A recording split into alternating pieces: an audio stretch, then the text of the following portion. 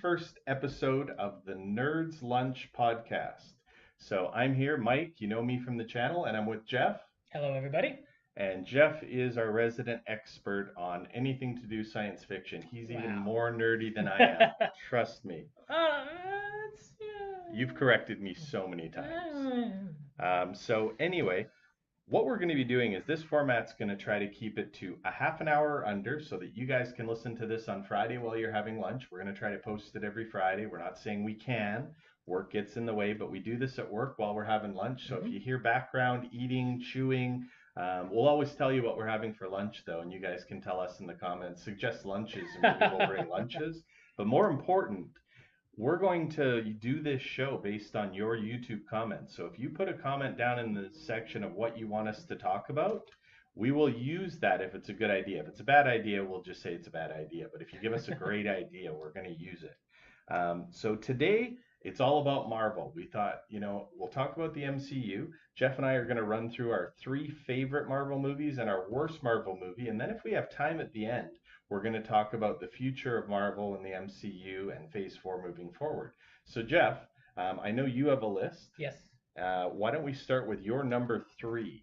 Okay. Now, listen, it's kind of a toss-up. For the longest time, I would say it was Guardians of the Galaxy. Okay.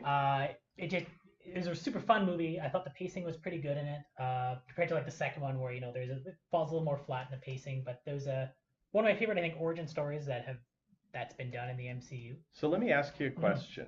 You're Marvel or DC? You're a Marvel guy, I would say right? Marvel, yeah. And you grew up reading the comics. To an extent, I'd read I wasn't even like I think I watched a lot of the cartoons actually a lot when I was younger. I was almost more DC when I was way younger. Yeah. Stuff like Teen Titans, Justice League cartoon, a lot of that sort of stuff. Like I always liked a lot of the Marvel stuff. I liked both. I'm not like super one or the other. So then, did you know anything about the Guardians of the Galaxy before that movie came out? I think I might have looked up a little bit online when I heard they're making the movie. Because I knew nothing. I went in pretty much blind. I knew there might be a raccoon in it. And so what you're saying is, knowing nothing, you just saw the movie.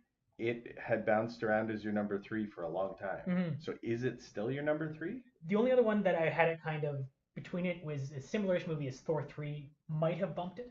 But I find them very similar style of movies in a lot of ways. I think Guardian still takes it because the pacing and the characters just were amazing. I was going back and forth though because again they have that similar style, again that fun space adventure sort of thing. So Thor Ragnarok or Guardians, they're really hard 3. Yeah, I'll give the edge to Guardians, I think.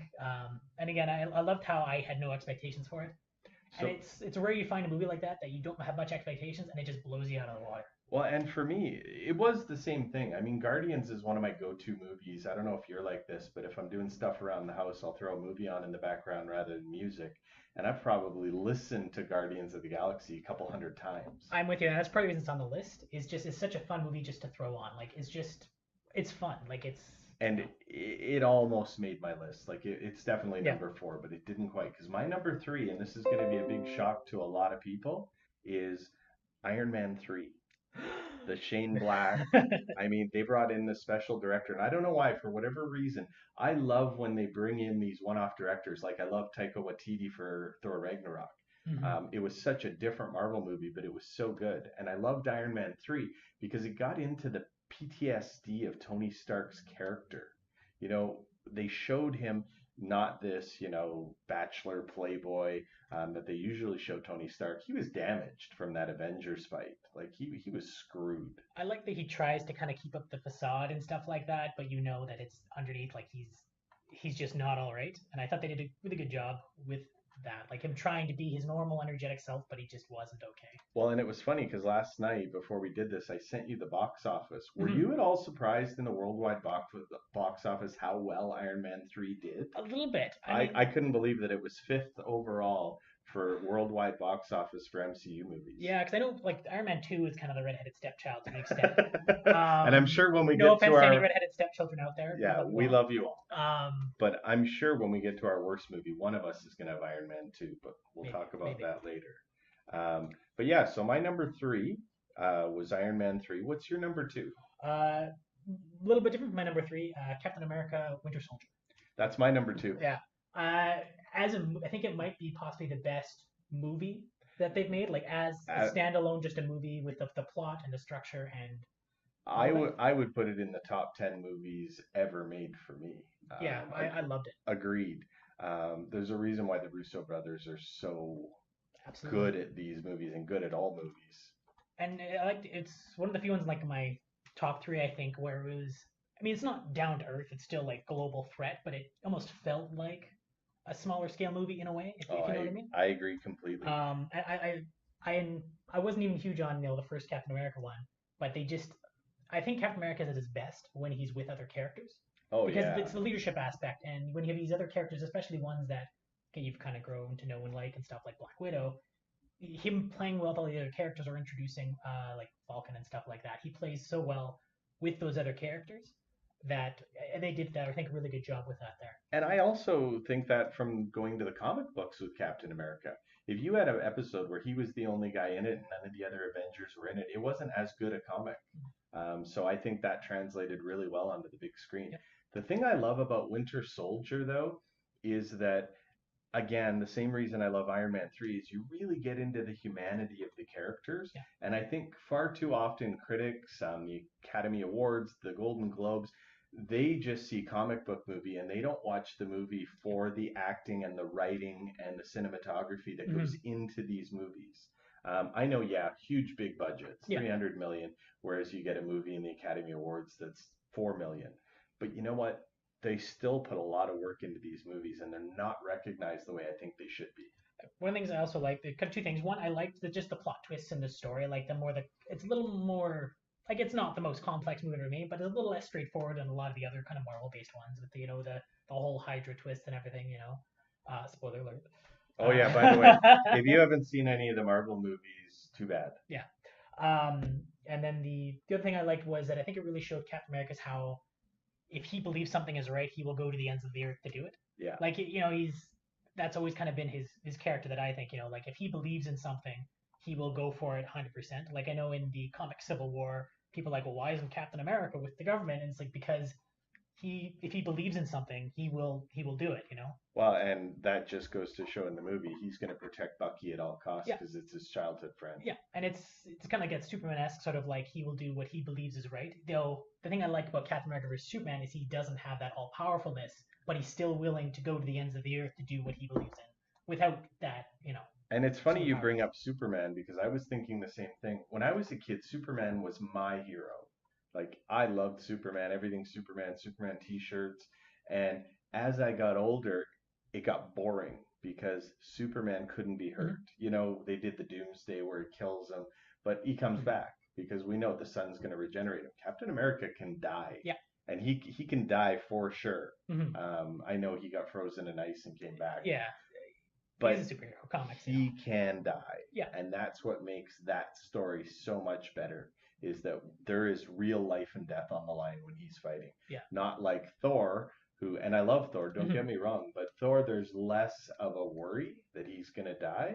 So that's, again, Captain America, Winter Soldier, solid number 2. Absolutely. Even could have been number 1.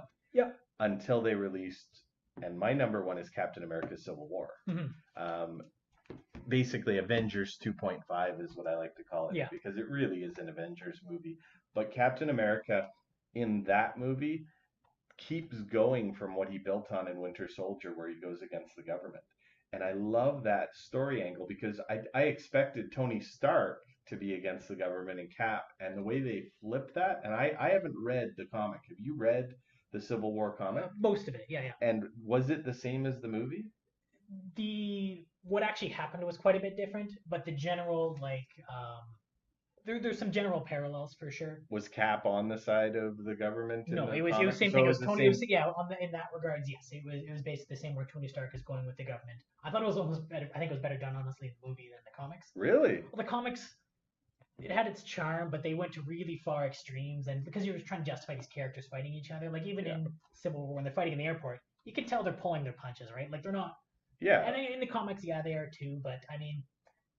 I No, love, I liked it more the way they did it there personally. and I don't think Zemo gets enough credit as a villain. Like, I know they always say Marvel has I crappy liked him. villains, but I thought he was up to that point one of the best villains in the MCU. I loved how they ended it and they pulled the rug out where they think that, it's like, oh, it's going to be a big superhero fight, here we go. And then it's like, no, it's just, and at the end where he's willing to die because he's like, I've done what I need to do. He doesn't even care anymore. Yeah, it was a great arc.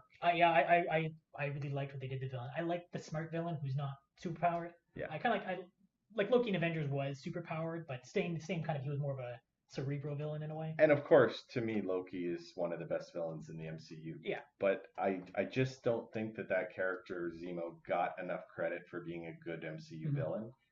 I think the one kind of downside to him is he doesn't stand out as much, like as compared to like he doesn't, right. And I think that's why he doesn't get the credit. Again, I love what they did with him. I thought he did a really good job acting, and he was a human, right? I think he's just a regular human basically, standing up to superheroes. So in that regards, it makes sense in a way that he's a normal person, and he pulled it off really well. But I think because he doesn't have that gimmick or something, or that thing, like he's just a person. He doesn't really stand out. He didn't quite. Or maybe he wasn't as flamboyant as, say, Claw was or something like that. The final thing I'm going to say about Captain America Civil War, and the reason it's my favorite movie, and the way that I judge my movies is that it's rewatchability for me. The more times I can watch a movie and not be bored, the higher it gets on my list. And I can watch Captain America Civil War every Saturday. If I'm in a pissy mood, I put it on the TV and I watch it. I might only watch a half an hour of it, but it's still that watchability for me. Mm-hmm. So let's get to your number one. Mine kind of plays in a way to that theme there. Mine is still the first Avengers. And that almost made my list too. It's just one of those ones that I like. It felt tight enough, especially of all the Avengers. I think it was the tightest one, even Civil War. Agreed. It was from beginning to end a lot more of a tighter narrative. This is the first time they did it, so I'm sure there's some kind of nostalgia there in a way because it's I remember watching this and it's like, this is incredible. Like now it's easy to look back and say, oh, it's been done before, but like at the time it was like. Well, at the time, my mind was blown when they do that one shot in New York where the spin shot around all of them, like shivers up my spine right now just talking about it. And the score, I mean, the score has led into all the other scores that have come since. It's kind of funny as an aside. I saw this thing where people were, it was like a YouTube video about them talking about how the Marvel Cinematic Universe, their one big downfall is their music, and they don't. Which this was a couple of years ago. Okay. So they hadn't had like Guardians of the Galaxy didn't come again and stuff at the time. But there's to a point I kind of agree, but then it's like they were like, oh, try and hum one theme or something like that. They couldn't. I was like, but Avengers like that. Oh, it's stuck. The first time you hear it, just those notes. Yeah, and I love the theme and how they introduced it there, and they used it to such good effect. The thing about the first Avengers movie that I was scared of going into was I didn't know if they were going to be able to get all those characters introduced so I cared about them. But the way they introduced Hulk at the beginning, they used Black Widow in that too, so they did two at a time almost. I mean, it was almost an origin story for the Hulk technically had a background, but it was almost an origin story for the Hulk, Black Widow, Hawkeye, Nick Fury to an extent, like they introduced all these characters, and that's why I love it. And I thought they did such a good job introducing them, giving them all their screen time, letting them these personalities. It was the first real one where they let their personalities just bounce off each other. Well, and I think that goes to Kevin Feige. I think Kevin Feige is a genius. Yeah. He is the only person in 10 years that has been able to do a cohesive storyline from movie to movie without losing anything along the way. You look at Star Wars right now, and it's so divisive amongst fans. Yeah. And you look at the DC universe, it is so divisive among fans. But I think everybody can agree that with maybe one hiccup throughout the entire 10 years, and what is it, 20 movies in the MCU? 19 or 20. It has been consistently great. Even, like, we're going to go our worst three, and I just want to say, like, even my bottom one is still a decent movie. There's no real terrible movies, in my opinion. I agree. I mean, I might not go out my way to go watch them, but they're still fun action movies and stuff like that. But I'd say just for Avengers as well, I just want to say I like Loki as a bad guy, because I liked him even in Thor, because I love the bad guys who aren't just evil for the sake of evil. Well, I mean, there's a bit of that in Loki. Yeah, but he's the god of mischief. Yeah, there's an extent to that, but it's also, you kind of get where he's coming from in terms, like, he's the one villain, other than, I think, Thanos, now, that had his own origin story basically in another movie. So it wasn't just the hero; it's the bad guy who was also had an origin story, and you can at least somewhat sympathize with him a bit, even though he went crazy basically. But I didn't like Loki as much as I do now after Thor I Ragnarok. agree. Well, Thor even Ragnarok to me gave him that, like, he's just, he doesn't know if he's good or bad. He doesn't know who he is. the first gen, other than maybe Iron Man, I that for almost all of the Marvel characters, like, and that's one of the things about Avengers is that the first Thor and Captain America, they're all right, but once I saw them in the Avengers, and I'd go back, I liked them more. Me The too. Avengers made the previous movies better. And how many Absolutely. times does a sequel? Have you ever heard of a sequel that made the previous movies better? No, one of my favorite all-time sci-fi movies is Back to the Future, Yeah, and two and three made the original movie worse, yeah. even though I love it. Maybe Star Wars. Okay, yes, Maybe Star Wars. There's a few. Empire Strikes Yeah, Back made A New Hope better. but Return of the Jedi made both of them better. there's very few that's the case, and Yeah. I love that they managed to do that. The bad guy was good.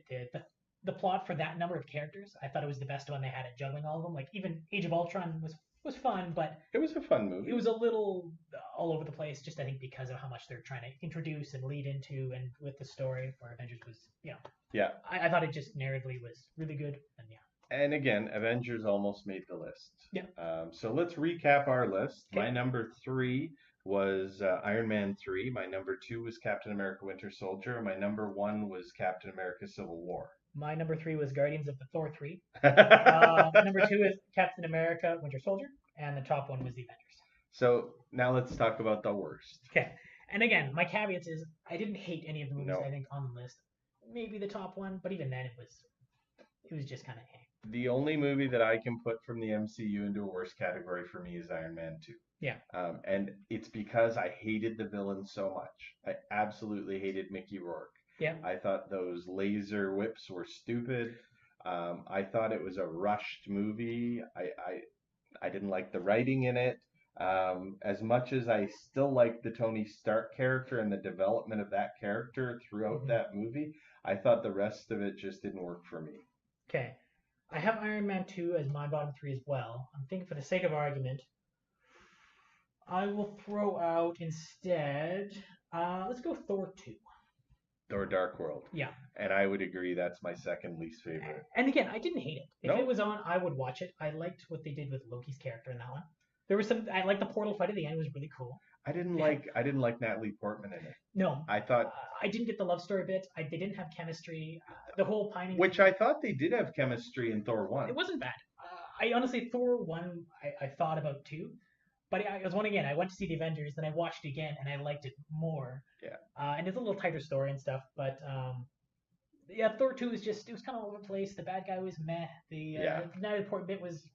She was okay. It had a lot of just meh bits. Again, it's a fun action movie. It's fine. But it wasn't up to par with most of the other ones, I think. And I'm a big DC guy. Like, I've always loved DC, and I'm not happy with what they did with the entire DC universe. But I would rather watch Thor: Dark World than I would watch Suicide Squad. So, Yeah. like, me being a DC guy and saying that, I think that tells you that, I'd rather watch Thor: Dark World than Suicide Squad. Again, they have the thing down at least where they're at least fun usually, right? Like then the dialogue typically is good. Like again, that's my 3 because it wasn't a great movie, but it was fine. Like it's just average. So now we're gonna get to, because we do have time. We're about 20 minutes in. So we've got Phase 4 coming up for Marvel. We just saw the Captain Marvel trailer. What are your thoughts on the trailer? What do you think? I liked it. The first time I watched it, I was like, Then I watched it again, and I'm like, all right. I love the blockbuster bit. I do too, but I'm a little confused. So maybe you got it and I didn't. The blockbuster bit shows that it's in the 90s. Yeah, which I thought was a great way without saying in the 90s on the screen in text. It was in a very elegant way. But anyway. But then I saw where they said 2018 too. Like, is it gonna flash back and forth? Sorry, I missed that part. What does it say? 2018? I thought, and maybe it was just saying coming out, but I thought it came out in March 2019. I'm pretty sure. I'm 100% sure the movie comes out in March 2019. And when I was watching some of the trailer, I was wondering, are they bouncing back and forth in the timeline to show us her origin story But then will it end up at Avengers where, in the post-credit scene of Avengers Infinity Spoiler War alert. again, yeah, if you haven't seen it, you shouldn't be listening. Yeah. You see Nick Fury send a text to Captain Marvel right before he disappears. So, do you think the whole movie's going to be in the 90s? Because that's what I hope. That's what my impression was. Like I thought it was gonna be something of she's already has the powers when it starts. She's gonna come back to Earth for whatever the Kree or whoever is doing something up to shenanigans. Yeah. And then she's gonna remember it. She probably forgot her past, and she's having flashbacks, and they're gonna have flashbacks to her origin story. So then, do you think the Kree play a huge part in Avengers 4? Because there's a lot of speculation out there that maybe those Avengers that disappeared were Kree. I think that would be. I think it's way out to lunch too. I don't. I think the narrative. Like, I think that would be that would take so much of the punch away from it. I think that would be a terrible idea. Honestly. Okay. I would rather them find a way to bring them back through heroic struggles than just like, oh, they were Kree. Like it's just lazy writing. So moving forward, Phase 4, we know we have a Spider-Man movie. Mm-hmm. We thought we knew we had a Guardians 3 movie, but now with everything happening with the director and Batista, we're not sure if that'll happen. It probably still will happen, but it'll be a little later. But really, we know we're getting a Black Widow movie. Mm-hmm. Is there any others that they've talked about? I think those are the only 3 that we know for Phase 4. I mean, Doctor Strange is most definitely going to get one. But they haven't confirmed it. I know, but I don't know if they've confirmed any, but Black Panther is guaranteed going to get a sequel at some point. You're right. Black Panther is confirmed.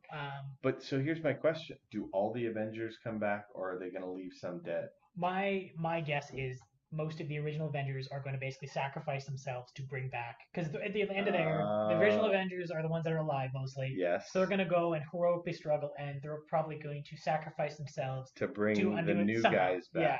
That's what I'm guessing, and it's be a good way of giving those old characters a good send off. Mm-hmm. Because I mean they're because you build up over how many movies, how do you give them a fitting death? Saving half the universe and the rest of the other Avengers and stuff seems like a pretty good way to do it. Well, and we know from the comic books that Bucky can take over as Captain America. Yeah. We know that somebody can put on the Iron Man suit, so we won't lose those characters per se. I've also heard that Robert Downey Jr. could be the voice inside the Iron Man suit still, so he could still be in the movies through voice.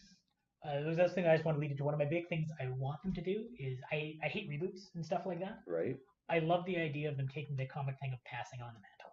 Yeah. Like if the Falcon becomes Captain America, just like you're saying, that's one of the big things I hope they do. Because I mean, obviously, eventually you've got to hand down the mantle, or whatever, and that also sets it up for 10 years down the line, or 50 years down the line. Maybe one of those characters comes back, but they're old. They've been doing a lot lately with like Blade Runner and Star Wars. The X number of years later, wouldn't it be fun if the mantle gets handed down and then like 10 years later that original character shows up again in some form? That'd be great. Wouldn't that be awesome? I would love it. That would be like, and it'd be like when Yoda shows up in The Last Jedi. Yeah. I mean, such a nostalgia thing for people like us. Yeah. And because they built on this mythos and they put so much work in it, would mean so much more, I think, than even then it would be in Star Wars, because Yoda shows up in 2 movies. How many movies is Captain America in, or Iron Man or something? Yeah. Like, how awesome would that be if they, even if it's old man Captain America or something like that? Like, it would just be, I love that idea. And then they can have the newer one kind of reconciling with like the original, where they're trying to live up to the example set by this, the original hero. I love that. Yeah. So that's us talking about the MCU, but we'd love to hear what you guys think about what we've talked about, our favorite movies. Put your movies down in the comments section. What are your top 3 Marvel movies and your worst Marvel movie? But more important, put in the comments about what you want us to talk about next week. We'd love to hear your ideas. Can I say one more thing? Of course. Just because of the whole, I think the Disney purchase of Fox has one through now, I think, right? 99%. Okay. Yes. The one thing I'm really hoping they also do is with the the X-Men and Avengers ones, I don't want them to merge them into a universe. I don't either. But I'd love to have, again, cameos. Have like a X-Men versus Avengers, like have one where they travel between dimension or something, so you can have them once in a while in there, you can dole it out little by little. I'd love cameos. Yep. Like if Wolverine shows up in an Avengers movie, or Black Widow goes and shows up in an X-Men movie, I would love that. But if they had like a big X-Men versus Avengers movie first that shows off how this can happen, how there could be this like a cross-dimensional portal or whatever. See, and I don't think I'd like it that way. I think I would rather have it so that it's cameo, and build up like they did Avengers. But I think the way the two universes have went, like it doesn't really make sense. There's all this fear and hate of mutants, and then these people with mutant-like powers are suddenly the hero. Like it'd be weird that it wouldn't have been mentioned, and that there wouldn't be any fallout from this. I'd rather them keep it separate, and once they do the big crossover, then they could have the little like one guy goes back and forth in the later movies. So you could have Wolverine show up in an Iron Man movie going forward, or a Doctor Strange, because why not?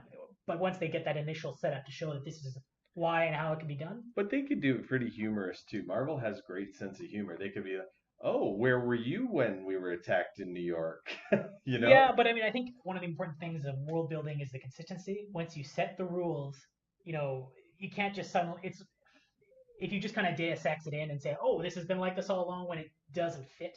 Fair enough. If they can get to fit super well, that it's consistent with the internal rules, okay. But the X-Men have their old history and their whole universe. I mean, you could just port them over, I guess, but it seems almost a shame to ruin, like, just I agree. throw out the one side when you have the other, when you could potentially, have it just crossed over. And wouldn't it be, again, it'd be Avengers-esque if you have these two groups of characters, which all have their backstories in movies, and turn it into an even bigger universe. See, and that could be a subject for the next podcast. Yep. Guys, again, give us your ideas. Please like, comment, share this, and we're going to try to do it every week. My name is Mike. I'm Geoff. And remember, everybody, nerds rule the world. Woo.